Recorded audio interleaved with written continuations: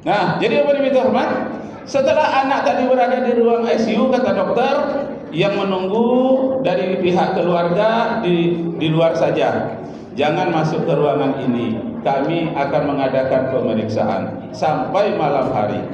Jadi ayah dan ibunya gelisah mempersiapkan tiket untuk berangkat ke Amerika, dan pada malam hari itu mereka menangis terus-menerus bercucuran air mata.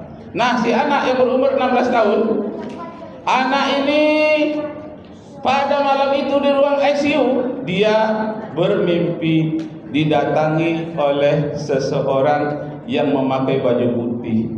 Orangnya ganteng sekali katanya, baunya harum, dan dia mengusap kepalaku dan dikeluarkannya peluru dari kepalaku. Setelah itu bekasnya pun tidak ada, aku tak merasakan sakit apa-apa, kata sang anak. Nah, setelah anak itu bermimpi, dia tertidur kembali. Di saat dia tertidur, dibangunkan oleh ibunya. Hei anakku, apakah engkau tidur atau engkau tidak bisa mendengarkan suara ibu? Dijawabnya, aku bisa mendengar ibu. Langsung dia berdiri dan dipeluknya ibunya. Kenapa? Bu, katanya, baru saja dokter memeriksa ronsen kepalaku, ternyata tidak ada lagi peluru bersarang di kepalaku. Aku bermimpi seorang laki-laki tadi malam datang kepadaku, bersalaman denganku, dan dia mengajarkan satu kalimat kepadaku. Kalimatnya ialah asyhadu an la ilaha illallah wa asyhadu anna Muhammadar Rasulullah.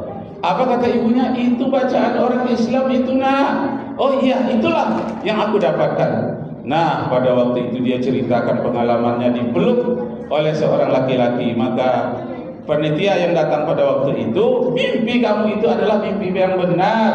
Kalau seseorang mimpi bertemu dengan Nabi Muhammad SAW, itu adalah mimpi yang benar. Kenapa? Karena setan jin tidak mampu menjelma dan mencontoh sebagai Nabi Muhammad SAW. Dia tidak bisa mengaku sebagai Rasulullah dan tidak bisa meniru mencontoh-contoh Rasulullah. Benar, yang datang pada malam hari itu adalah Nabi Muhammad SAW. Nah, jadi Bapak Ibu yang terhormat, direkam oleh orang, disiarkan ke seluruh dunia di zaman yang terang benderang seperti ini.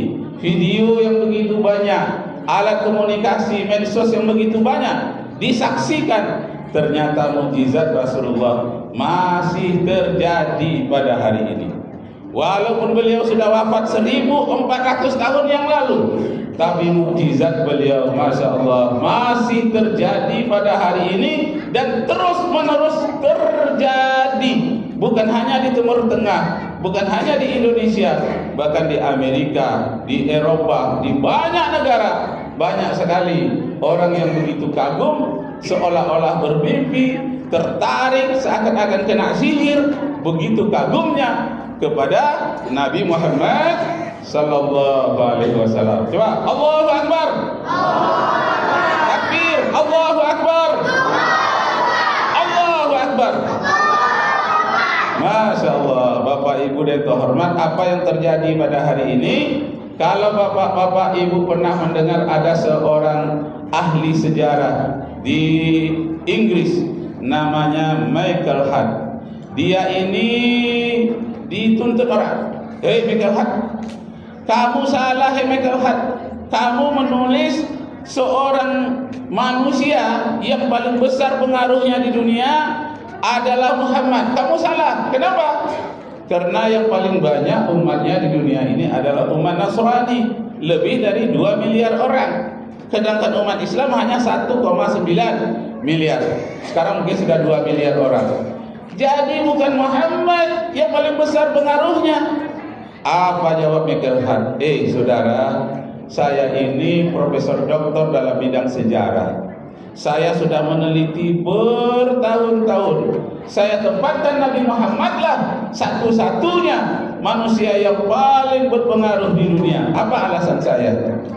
Bagi yang Anda menyanggah, Anda yang bertanya, katanya seharusnya Nabi Isa alaihissalam yang disebut oleh orang Eropa dengan Yesus, dialah seharusnya Apa jawab Mengkelhat? Itu Nabi Isa alaihi salam tidak akan dikenal orang tanpa adanya si Paulus. Jadi kalau saya ingin menyebutkan Nabi Isa sebagai orang pertama yang paling berpengaruh, tidak bisa. Harus diikutkan si Paulus. Nah, kalau begitu saya berkesimpulan, kalau dipilih satu di antara manusia yang paling banyak, itu yang paling berpengaruh adalah Nabi Muhammad sallallahu alaihi wasallam. Yang kedua, dia letakkan Isaac Newton. Isaac Newton itu seorang yang mempelajari tentang daya tarik bumi yang disebut dengan gravitasi. Suatu benda yang dilemparkan ke atas akan jatuh lagi ke bawah karena ditarik oleh gravitasi bumi. Dari gaya gravitasi inilah orang bisa membuat kincir angin, orang bisa membuat air terjun, dan bisa membuat segala macam termasuk pesawat terbang. Itu karena dia mampu menetralisir gravitasi.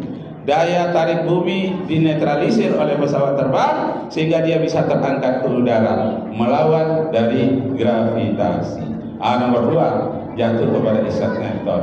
Yang ketiga, barulah jatuh kepada Nabi Isa alaihi salam. Yang keempat, jatuh kepada pencipta listrik namanya Thomas Alva Edison. Tapi yang pertama adalah Nabi Muhammad sallallahu alaihi wasallam.